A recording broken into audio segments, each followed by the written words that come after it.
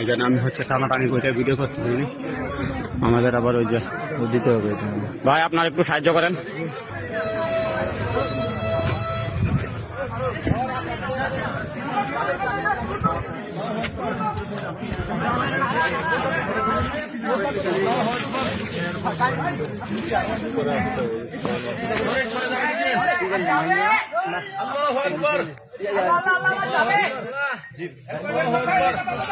এই যে ভিডিওতে দেখা যাচ্ছে গাড়িটা।